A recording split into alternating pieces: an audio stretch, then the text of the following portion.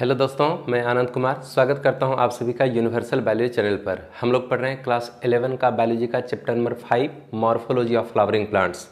इस चैप्टर में हम लोग पौधा के जड़, तना, पत्ती और फूल के बनावट को अच्छे से समझ चुके हैं। आज के क्लास में हम लोग फूल से रिलेटेड कुछ क्वेश्चन को सॉल्व करेंगे, जैसे कि इनफ्लोरेसेंस, एक्टिनोमॉर्फिक फ्लावर क्या होता है, जाइगोमॉर्फिक फ्लावर क्या होता है, इरेगुलर फ्लावर क्या होता है। इसके बाद हम लोग जानेंगे hypogynous flower, epigynous flower, perigynous flower, bracteate flower, ebracteate flower और पेरिएंथ के मीनिंग को भी हम लोग समझेंगे। तो फूल से ही रिलेटेड कुछ कुछ क्वेश्चन है जिसको आज के क्लास में हम लोग पढ़ने वाले हैं। तो सबसे पहले यहाँ पर दिया गया है इन्फ्लोरेसेंस के बारे में। इन्फ्लोरेसेंस होता क्या है, हिंदी में इसको कहते हैं पुष्पक्रम। इसको जानने के लिए सबसे पहले हम लोग कुछ फिगर देख लेते हैं। सबसे पहले कुछ फिगर हम लोग देखते हैं। सरसों का पौधा सब कोई ज़रूर देखे होंगे। तो सरसों के पौधा का ये माना कि तना है। सरसों के पौधा का ये तना लगातार वृद्धि करते जाता है। यहाँ पर सबसे पहले एक फूल का निर्माण हो गया। यहाँ पर जो है ना, सबसे पहले एक फूल का निर्माण हो गया। ठीक है, यहाँ पर सबसे पहले एक फूल बन गया। ठीक, ये तना और लंबा हुआ, ये तना और लंबा हुआ और धीरे धीरे इस तना पर इस जगह एक और फूल बन गया। इस जगह जो है ना, एक और भी फूल का यहाँ पर निर्माण हो गया। ठीक है, ये तना और लंबा होगा। ये तना लगातार लंबा होते जाता है। ये तना लगातार लंबा होते चला जाता है। तना लगातार लंबा होते जाएगा और एक तरफ से नीचे से ऊपर की ओर धीरे धीरे इस पर फूल उत्पन्न होते जाता है। तो हम यहाँ पर फूल बनाते चलते हैं। ये फूल बन गया, फिर ये फूल बन गया, फिर ये फूल बन गया। ठीक है ना। तो जिस तना पर फूल उत्पन्न होता है, हम उस तना को, जिस तना पर फूल उत्पन्न होगा, हम उस तना को कहते हैं फ्लोरल एक्सिस। जिस तना पर फूल उत्पन्न हो जाएगा उसको हम कहते हैं फ्लोरल एक्सिस। तो हम इस तना को कहेंगे फ्लोरल एक्सिस। ठीक है ना, ये हो गया फ्लोरल एक्सिस। वास्तव में यह स्टेम होता है, तना ही होता है। ठीक है, और ये सब क्या है, बहुत सारा फ्लावर लगा हुआ है। तो हम देखें कि फ्लोरल एक्सिस और निश्चित लंबाई में वृद्धि किया। अब ये कितना लंबा होगा इसका कुछ अता पता है नहीं। तना लंबा होते जा रहा है, नीचे से फूल उत्पन्न होते गया। सबसे पहले नीचे का फूल बना और ये सबसे बड़ा भी हो गया। जैसे जैसे हम ऊपर जाते हैं वैसे वैसे नया नया फूल बनते जाता है और सबसे ऊपर का फूल सबसे नया होगा और सबसे छोटा होगा। ठीक है, सबसे नया होगा और सबसे छोटा होगा। तो हमको यहाँ पर फ्लोरल एक्सिस पर फूल का एक खास सजावट, एक खास अरेंजमेंट हमको दिखाई पड़ रहा है। एक और भी फिगर हम बनाते हैं। ठीक है ना, एक और फिगर बना रहे हैं। एक और फिगर बनाते हैं। आक का पौधा, उसका ये तना है और ये तना लगातार लंबा हुआ और सबसे पहले सबसे ऊपर में ही एक फूल बन गया। टॉप पर ही एक फूल का निर्माण हो गया। ठीक है ना, टॉप पर ही एक फूल बन गया। अगला फूल बनेगा उसके अगल बगल में, दूसरा तीसरा फूल बनेगा उसके अगल बगल में। दूसरा फूल यहाँ बनेगा, तीसरा इधर, चौथा इधर, पांचवा इधर। ठीक है, इस तरह से बहुत सारा फूल बनेगा। तो पहला फूल ये बन गया, इसके बाद का फूल ये बन गया। ठीक है, और सबसे बाद वाला फूल ये बन गया। जो जितना लेट बनेगा उतना नया फूल कहलाएगा और जो जितना पहले बनेगा उतना पुराना फूल कहलाएगा। पुराना फूल आकार में बड़ा होगा और नया फूल आकार में छोटा होगा। तो यहाँ पर ये कहला गया फ्लोरल एक्सिस। इस फ्लोरल एक्सिस पर फूल का हमको अलग सजावट दिख रहा है। उस फ्लोरल एक्सिस पर हमको फूल का अलग सजावट दिखाई पड़ रहा है। तो फ्लोरल एक्सिस पर फूलों के सजावट को ही हम कहते हैं इनफ्लोरेसेंस। इनफ्लोरेसेंस का परिभाषा लिख देते हैं कि फ्लोरल एक्सिस पर फूलों के सजावट को, फ्लोरल एक्सिस पर फूलों के सजावट को, फूलों के सजावट को इनफ्लोरेसेंस कहते हैं, इनफ्लोरेसेंस कहते हैं। ठीक है, ये 2 प्रकार का होता है। ठीक है ना, इनफ्लोरेसेंस 2 प्रकार का होता है। इनफ्लोरेसेंस 2 प्रकार का होता है। कौन कौन? तो एक होता है रेसिमोज, रेसिमोज इनफ्लोरेसेंस, और दूसरा होता है साइमोज इनफ्लोरेसेंस। एक होता है रेसिमोज इनफ्लोरेसेंस, दूसरा होता है साइमोज इनफ्लोरेसेंस। रेसिमोज इनफ्लोरेसेंस किसको बोलेंगे? तो हम कहेंगे जब फ्लोरल एक्सिस वो निश्चित लंबाई में वृद्धि करता है, इसकी लंबाई लगातार बढ़ती चली जाती है, फूल बनते जाएगा, लंबा होते चला जाएगा। ठीक है, जब फ्लोरल एक्सिस वो निश्चित लंबाई में वृद्धि करता है और उस पर सभी फूल, जितना भी फूल है, इस पर सभी फूल एक्रोपेटल ऑर्डर, एक्रोपेटल ऑर्डर, सभी फूल एक्रोपेटल ऑर्डर में व्यवस्थित रहता है। एक्रोपेटल ऑर्डर का मतलब है नीचे का फूल जो होगा वो होगा नया, सॉरी, नीचे का फूल होगा पुराना और बड़ा, ये होगा ओल्ड फ्लावर, सबसे पहले बना था ना, और ये होगा लार्ज। ठीक है, ये हो गया लार्ज, और जैसे जैसे ऊपर जाएंगे वैसे वैसे ये हो जाएगा न्यू फ्लावर, और न्यू फ्लावर क्या होगा? स्मॉल होगा, होगा कि नहीं? तो बोलेंगे जब फ्लोरल एक्सिस वो निश्चित लंबाई में वृद्धि करता है और उस पर सभी फूल एक्रोपेटल ऑर्डर में व्यवस्थित रहता है, अर्थात नीचे का फूल पुराना और बड़ा होता है और ऊपर का फूल नया तथा छोटा होता है, उसी को कहते हैं रेसिमोज इनफ्लोरेसेंस। और इसका एग्जाम्पल हो गया मस्टर्ड। ठीक है ना, मस्टर्ड यानी कि सरसों। ठीक, साइमोज इनफ्लोरेसेंस किसको कहेंगे? तो बोलेंगे जब फ्लोरल एक्सिस कुछ निश्चित लंबाई तक ही वृद्धि करता है, कि फ्लोरल एक्सिस यहां तक लंबा हुआ, जैसे ही फूल बनेगा इस फ्लोरल एक्सिस का और लंबाई बढ़ना बंद हो जाएगा।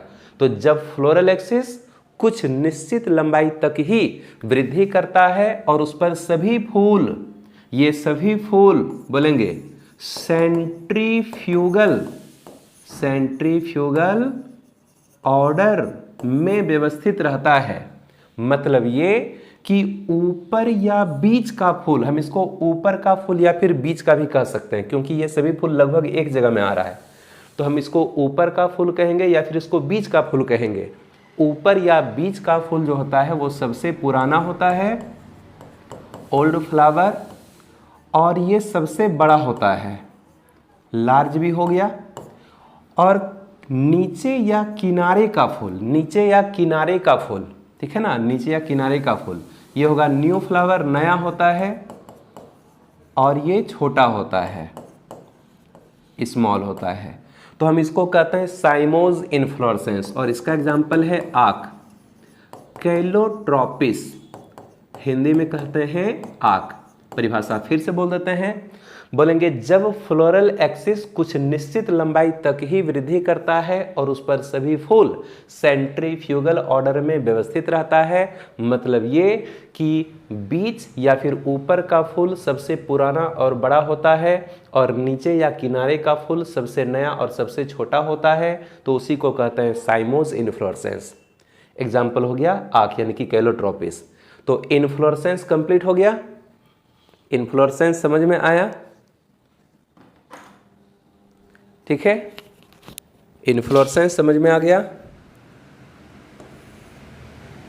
आगे बढ़ते हैं, और फूल का कुछ और भी प्रकार है जिसको हम लोग देखते हैं। आगे है एक्टिनोमॉर्फिक फ्लावर, जाइगोमॉर्फिक फ्लावर और इरेगुलर फ्लावर। ये एक्टिनोमॉर्फिक फ्लावर क्या है, ठीक है ना, तो यहाँ पर बड़ी सिंपल टाइप का कुछ फूल का फिगर है। ये एक फूल है और इसमें हम देख रहे हैं पेटल, ये जितना पीस हमको दिखाई पड़ रहा है ना, 1 2 3 4 5 पेटल है। कोरोला का यूनिट पार्ट होता है ना पेटल, वही पेटल है। और ये बीच का भाग हो गया इसका सेंटर, ये बीच का भाग हो गया इसका सेंटर। तो ये वह फूल है जिसको हम उसके सेंटर से, अगर ये एक सेंटर है तो ये अगर माना कि इस तरह से गोल टाइप से, तो यहाँ से यहाँ तक का दूरी क्या कहलाएगा? इसका त्रिज्या कहलाएगा, रेडियस कहलाएगा। तो हम इस फूल को उसके सेंटर से इस त्रिज्या की दिशा में काट दें, ऐसे पूरा पूरी इस तरह से एक बार में से काट देंगे तो ये दो बराबर बराबर भाग में बढ़ जाएगा। इस भाग में 2 पेटल पूरा, 1 पेटल आधा आया, मतलब 2.5 पेटल इधर चला गया, 2.5 पेटल उधर चला गया ना। अगर हम इसी फूल को अगर हम इस केंद्र से इस त्रिज्या की दिशा में कट कर दें, इस दिशा में कट कर दें, तो भी एक टुकड़ा इधर हो गया, दूसरा टुकड़ा इधर हो गया, तो इधर वाला टुकड़ा में 1-2 पेटल पूरा, 1 आधा, और उधर वाले टुकड़ा में 1-2 पेटल पूरा, 1 आधा। तो इधर से भी काट करके हम इसको 2 इक्वल पार्ट में बांट सकते हैं। अगर हम इस फूल को इस त्रिज्या की दिशा में काटें तो भी ये 2 बराबर बराबर भाग में कट जाएगा। अगर हम इसको इस त्रिज्या की दिशा में काटें तो भी ये 2 बराबर बराबर भाग में कट जाएगा, और अगर हम इसको इस त्रिज्या की दिशा में भी काटें तो भी ये फूल 2 बराबर बराबर हिस्से में बट जाएगा। तो वैसा फूल जिसे उसके केंद्र से किसी भी त्रिज्या की दिशा में काटकर 2 बराबर बराबर भागों में बांटा जा सकता है, तो हम ऐसे फूल को ही कहते हैं एक्टिनोमॉर्फिक फ्लावर। और एक्टिनोमॉर्फिक फ्लावर का जो एग्जाम्पल है वो है MCD। M से हो गया मस्टर्ड यानी सरसों, C से हो गया चिल्ली यानी मिर्च, और D से हो गया दतूरा यानी कि धतूरा। ठीक है, MCD। दूसरा है जाइगोमॉर्फिक फ्लावर। मटर का जो फूल होता है वो होता है जाइगोमॉर्फिक फ्लावर। मटर के फूल का जो कोरोला होता है उसमें हमको 3 अलग अलग साइज का पेटल दिखाई पड़ता है। वैसे पेटल का संख्या होगा टोटल 5 पीस पेटल होगा, लेकिन साइज 3 अलग अलग टाइप का होगा। पीछे का एक सबसे बड़ा पेटल होता है, ये अपने सामने के 2 छोटे पेटल को ढक लेता है, और ये दोनों छोटा पेटल भी अपने सामने के और 2 छोटे पेटल को ढक लेता है। तो टोटल हमको 3 अलग अलग तरह का 3 अलग अलग साइज का पेटल दिखाई पड़ता है। तो हम तीनों तरह के पेटल को अलग अलग कलर से बना दिए हैं। अगर हम इस फूल को काट करके 2 बराबर बराबर भाग में बांटना चाहते हैं तो कितने तल में काट करके हम इसको 2 भाग में बांट सकते हैं? वो केवल एक ही तल है, सिर्फ एक ही तल है, और वो तल है वो तल है ये बीचों बीच वाला तल। तो यही एक तल है जिधर से फूल को काट करके 2 बिल्कुल बराबर बराबर भाग में इसको बांट सकते हैं। अगर इधर से हम इसको काटते हैं तो पीछे का बड़ा वाला पेटल तो हाफ हाफ चला गया, और मीडियम साइज का जो पेटल है ये दोनों टुकड़े में 1-1 पीस गया, और सबसे छोटा वाला जो पेटल है ये भी दोनों टुकड़े में 1-1 पीस गया। तो इसको हम और किसी भी तरीके से काट करके 2 बराबर बराबर भाग में नहीं बांट सकते हैं। अगर हम इसको इधर से ऐसे काटेंगे तो पता चलेगा कि इधर 4 पेटल एक के साइड आ गया, और बड़ा वाला पेटल आधा आया, और उस साइड में केवल जाएगा बड़ा वाला आधा पीस जाएगा। तो अगर इस तरह के फूल को हमको 2 बराबर भाग में काटना है तो बस एक ही लाइन है जहाँ से काट करके इसको हम 2 इक्वल पार्ट में बांट सकते हैं। तो इसी तरह के फूल को कहते हैं जाइगोमॉर्फिक फ्लावर, यानी कि वह फूल जिसे केवल एक खास प्लेन में काटकर, केवल एक ही खास लाइन से काट करके 2 इक्वल पार्ट में बांट सकते हैं, उसको कहते हैं जाइगोमॉर्फिक फ्लावर। और जाइगोमॉर्फिक फ्लावर का जो एग्जाम्पल है वो होता है PBGC। ठीक है ना, P से हो गया पी यानी मटर, B से हो गया बीन्स, सब्जी खाया जाता है बीन्स का, G से हो गया गुलमोहर, गुलमोहर का बड़ा बड़ा पेड़ होता है, लाल लाल फूल उत्पन्न होता है उसमें, और C से हो गया केसिया, केसिया का भी बड़ा पेड़ होता है लेकिन पीला रंग का फूल उत्पन्न होता है। तो इसका एग्जाम्पल हो गया, इस तरह से याद करेंगे PBGC, पी, बीन्स, गुलमोहर और केसिया। ठीक है। तीसरा होता है इरेगुलर फ्लावर। तीसरा होता है इरेगुलर फ्लावर। एक पौधा होता है जिसका नाम होता है केना। एक पौधा जिसका नाम होता है केना। पौधा कोई खास बहुत बड़ा होगा नहीं, लगभग जो है 2-3 फीट साइज का, 4 फीट साइज का हो सकता है। इसमें जो फूल होता है उस फूल को हम किसी भी तरीके से काट करके, किसी भी प्लेन में, किसी भी तल में काट करके 2 बराबर भाग में बांट ही नहीं सकते हैं। इसका फूल का फिगर हम बना नहीं पाएंगे।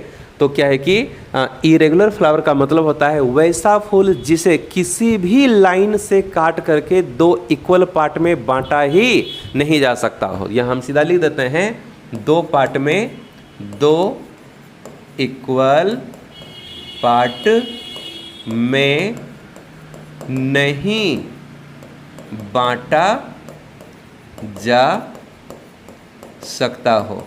वह फूल जिसे किसी भी लाइन से काट करके दो इक्वल पार्ट में नहीं बांटा जा सकता है, उसी को कहते हैं इरेगुलर फ्लावर। एग्जाम्पल क्या हो गया? केना। क्या ये तीनों क्लियर हो गया? आगे बढ़ते हैं। फ्लावर का अगला जो प्रकार है वो है हाइपोगानस फ्लावर, इपिगानस फ्लावर और पेरीगानस फ्लावर। ये होता क्या है? तो फिगर को बहुत ध्यान से देखना है। इस फिगर में हम यहाँ देख रहे हैं ये है थैलेमस। ये क्या है? थैलेमस। इस फिगर में हम देख पा रहे हैं कि ये क्या है? थैलेमस। ठीक है ना, ये हो गया थैलेमस। और ये वाला जो वाइट ऐसा जो पार्ट है ना, ये है इसका फूल का ओवरी। तो हम देख रहे हैं कि ओवरी फूल के थैलेमस के शीर्ष भाग पर है। थैलेमस के बिल्कुल शीर्ष भाग पर क्या मौजूद है? फूल का ओवरी मौजूद है। थैलेमस के शीर्ष भाग पर ओवरी मौजूद है। और फूल का जो बाकी भाग है, वह ओवरी के नीचे थैलेमस से जुड़ा है। ओवरी का हाइट कहाँ तक गया? अगर हम ओवरी के हाइट को थोड़ा सा चिन्हित करें तो ओवरी ये है, तो यहाँ तक इसका हाइट है ओवरी का। ये है हाइट ओवरी का, है ना। तो ओवरी का हाइट यहाँ तक गया। तो फूल का बाकी जो भी भाग है, जैसे ये हम सेपल देख रहे हैं, ये हम पेटल देख रहे हैं, ये हम स्टामेन देख रहे हैं, फूल का बाकी सभी भाग ओवरी के नीचे थैलेमस से जुड़ा है। ओवरी के नीचे थैलेमस से जुड़ा है। तो हम इस तरह के फूल को कह देते हैं क्या? हाइपोगानस फ्लावर। हाइपोगानस फ्लावर में कुछ कुछ वर्ड को याद रखना है। हम कहते हैं कि ओवरी हो गया ऊपर, ओवरी ऊपर में है, बाकी अन्य भाग नीचे में है। तो ऊपर को कहते हैं सुपीरियर, ऊपर को कहते हैं सुपीरियर, यानी कि सुपीरियर मतलब क्या हो गया? ऊपर हो गया। और जो फूल का अन्य भाग है, जो अन्य भाग है वो हो गया नीचे, यानी कि नीचे को कहेंगे इन्फीरियर, नीचे को बोलेंगे इन्फीरियर। इन्फीरियर मतलब क्या हो गया? नीचे हो गया। तो ध्यान से समझना है क्या समझा रहे हैं। ये वैसा फूल है जिसमें ओवरी थैलेमस के शीर्ष भाग पर मौजूद है और फूल का बाकी सभी भाग ओवरी की हाइट के नीचे थैलेमस से जुड़ा हुआ है। तो ऐसे कंडीशन में ओवरी को हम कहेंगे कि ऊपर है और बाकी सब भाग ओवरी के नीचे है, ओवरी के नीचे थैलेमस से कनेक्ट है। तो इसी तरह के फूल को कहते हैं हाइपोगानस फ्लावर। और इसका एग्जाम्पल होता है, इसका एग्जाम्पल है, एक तो हो जाएगा सरसों, मस्टर्ड, सरसों हो गया, ठीक है। और दूसरा होता है बैगन, ब्रिंजल, बैंगन हो गया।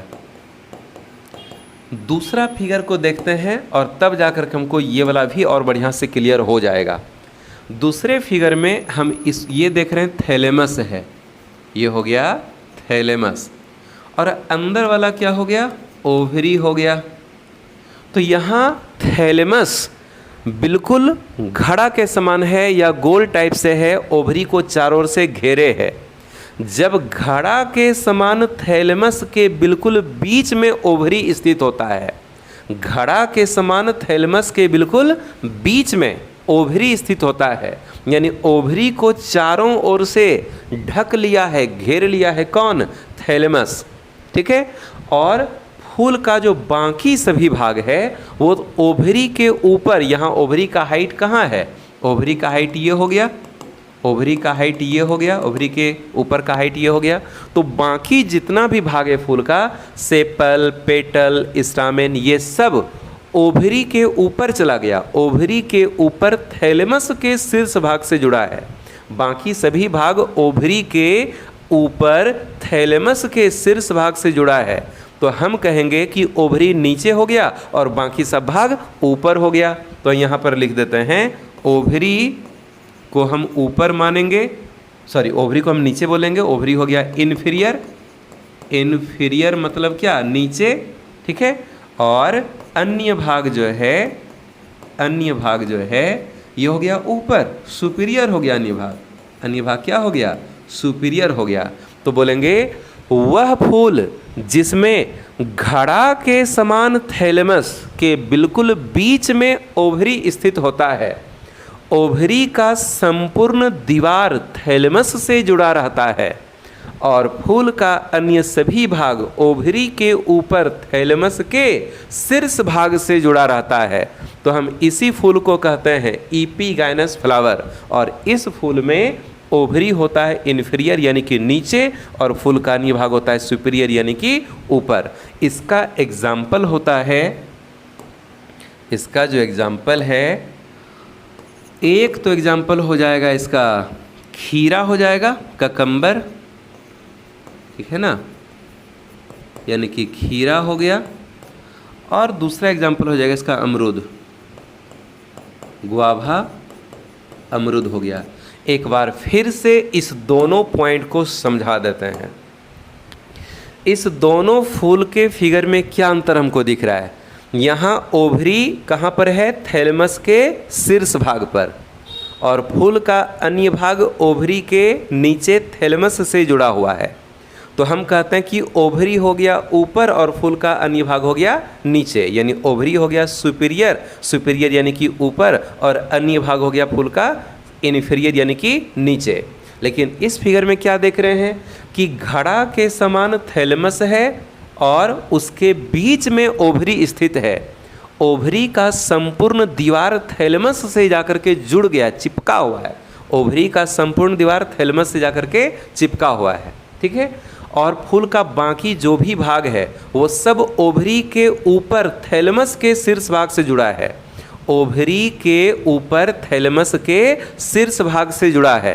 तो हम कहते हैं कि ओवरी तो यहाँ नीचे हो गया और बाकी भाग ऊपर हो गया, तो ओवरी नीचे, नीचे को बोलते हैं इन्फीरियर, और अन्य भाग जो है वो हो गया ऊपर, यानी कि अन्य भाग हो गया सुपीरियर, ठीक है। तो बोलेंगे वह फूल जिसमें थैलेमस के शीर्ष भाग पर ओवरी स्थित होता है, फूल का अन्य सभी भाग ओवरी के नीचे थैलेमस से जुड़ा रहता है, तो उसे ही हम हाइपोगाइनस फ्लावर कहते हैं। इस फूल में ओवरी ऊपर कहलाएगा मतलब सुपीरियर कहलाएगा, और अन्य सभी भाग नीचे यानी कि इन्फीरियर कहलाता है। एग्जाम्पल हो गया सरसों और बैंगन, ठीक है।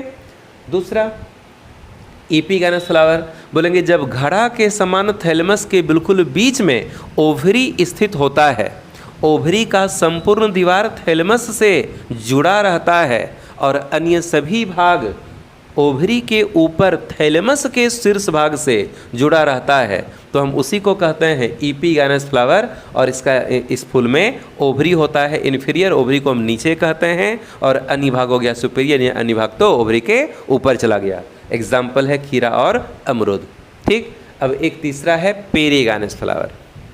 इस फूल में हम देख रहे हैं कि यहाँ भी घड़ा के समान थैलेमस है। यहाँ पर जो थैलेमस है, ये जो थैलेमस है ये किसके समान है, घड़ा के समान, और ये हो गया ओवरी। घड़ा के समान थैलेमस के बीच में ओवरी स्थित रहता है, घड़ा के समान थैलेमस के बीच में ओवरी स्थित रहता है, लेकिन ओवरी का संपूर्ण दीवार थैलेमस से जुड़ा हुआ नहीं है। यहाँ पर ओवरी का संपूर्ण दीवार थैलेमस से जुड़ गया था ना, लेकिन यहाँ पर ओवरी का संपूर्ण दीवार थैलेमस से जुड़ा हुआ नहीं है, बस नीचे थैलेमस से जुड़ा हुआ है। और ये सब वाला जो हिस्सा सॉरी इधर वाला जो हिस्सा है ना, यहाँ पर ओवरी का दीवार थैलेमस से जुड़ा हुआ नहीं है, ठीक है। और फूल का बाकी जो भी भाग है वह थैलेमस के शीर्ष भाग से जुड़ा हुआ है।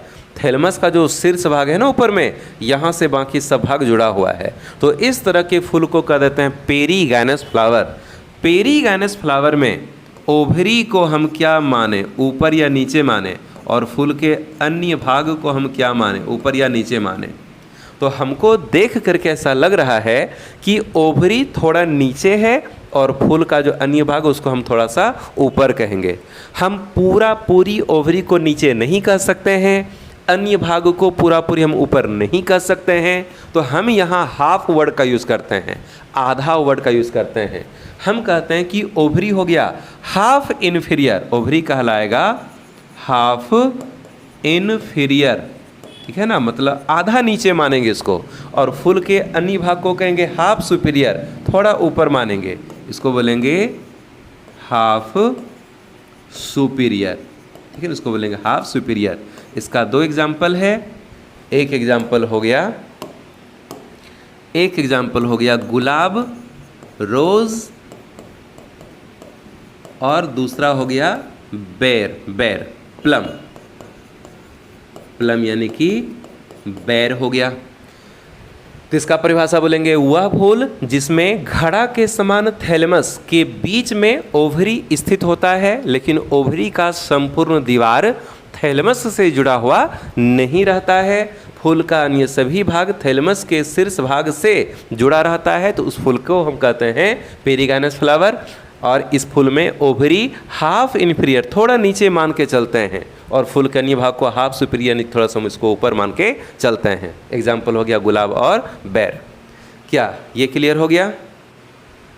आगे बढ़ते हैं और आगे का टॉपिक है ब्रैक्टिएट फ्लावर और ई ब्रैक्टिएट फ्लावर। हम लोग समझेंगे कि ब्रैक्टिएट और ई ब्रैक्टिएट फ्लावर क्या होता है।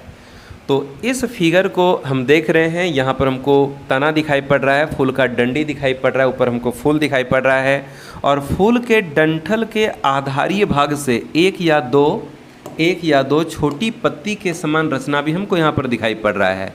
इस छोटी पत्ती जैसे रचना को कहते हैं ब्रैक्ट। तो इस फूल में हमको ब्रैक्ट दिखा, इस फूल में हमको ब्रैक्ट नहीं दिखा। किसी किसी फूल में ब्रैक्ट होता है, किसी किसी फूल में ब्रैक्ट नहीं होता है। ये पत्ती नहीं है, बस पत्ती के समान दिखने वाली ये रचना है, ठीक है ना। तो इसको लिख देते हैं लीफ लाइक स्ट्रक्चर। ये पत्ती नहीं है बल्कि पत्ती के समान दिखने वाली रचना है। तो फूल के डंठल के आधारीय भाग बेसल पार्ट से एक या दो छोटी पत्ती जैसी रचना जुड़ी हो सकती है, जिसे हम ब्रैक्ट कहते हैं। जिस फूल में ब्रैक्ट प्रेजेंट रहेगा उसी को कह देते हैं ब्रैक्टिएट फ्लावर, और जिस फूल में ब्रैक्ट नहीं पाया जाता उसको कहते हैं ई ब्रैक्टिएट फ्लावर। तो हम यहाँ लिख देते हैं कि ब्रैक्ट प्रेजेंट, और यहाँ लिख देंगे ब्रैक्ट एब्सेंट। वह फूल जिसमें ब्रैक्ट प्रेजेंट रहता है उसी को कहते हैं ब्रैक्टिएट फ्लावर, और वह फूल जिसमें ब्रैक्ट एब्सेंट रहता है उसको कहते हैं ई ब्रैक्टिएट फ्लावर। क्या ये क्लियर हो गया? आगे बढ़े। आगे का टॉपिक है पेरियंथ। पेरियंथ क्या होता है? ठीक है, ऐसा करते हैं, एक सिंपल टाइप का हम फूल का फिगर बना देते हैं। एक सिंपल टाइप का फूल का फिगर बना रहे हैं। ये यहाँ फूल का डंडी है, डंडी के ऊपर का भाग थैलेमस कहलाएगा। ये हो गया सेपल कोरोला, ठीक है, सेपल हो गया। और यहाँ पर ये रेड वाला हम बना देते हैं, कैलिक्स का यूनिट पार्ट सेपल हो गया, और ये कोरोला का यूनिट पार्ट पेटल हो गया। एंडोसियम गैनोसियम भी होगा, लेकिन फ़िलहाल हमको उससे मतलब है नहीं। ये हो गया एंडोसियम, और सबसे बीच में हो गया गैनोसियम। तो हम इस फूल में देख रहे हैं कि ये है हमारा कैलिक्स। कैलिक्स का यूनिट पार्ट कहलाता है सेपल। ये है हमारा कोरोला, और इसका यूनिट पार्ट कहलाता है पेटल, ठीक है ना। तो हम फूल में कैलिक्स को और कोरोला को आराम से पहचान सकते हैं कि कैलिक्स प्रायः हरा रंग का होता है, कोरोला रंग बिरंगा होता है। कैलिक्स और कोरोला में साफ सुथरा हमको अंतर समझ में आता है, ठीक है। लेकिन जब हम प्याज के फूल को देखें, लहसुन के फूल को देखें, तो प्याज और लहसुन के फूल में कैलिक्स और कोरोला हूबहू एक समान दिखता है। कैलिक्स और कोरोला में वहाँ प्याज और लहसुन के फूल में कोई अंतर ही नहीं होता है। पहचानना मुश्किल हो जाएगा कि कौन सा कैलिक्स है, कौन सा कोरोला है। तो जब कैलिक्स और कोरोला दोनों बिल्कुल एक समान दिखाई पड़ता है, तो हम उसको ना तो कैलिक्स कहते हैं ना तो कोरोला कहते हैं, हम उसी को कह देते हैं क्या, पेरियंथ कहते हैं। तो पेरियंथ का परिभाषा बोलेंगे कि जब कैलिक्स और कोरोला एक समान दिखाई पड़ता है, एक समान दिखाई पड़ता है, तो उसे ही क्या कह देते हैं? पेरियंथ कहते हैं, ठीक है ना। और पेरियंथ का जो एग्जाम्पल है वो हो गया एक प्याज का फूल और एक हो जाएगा लहसुन का फूल।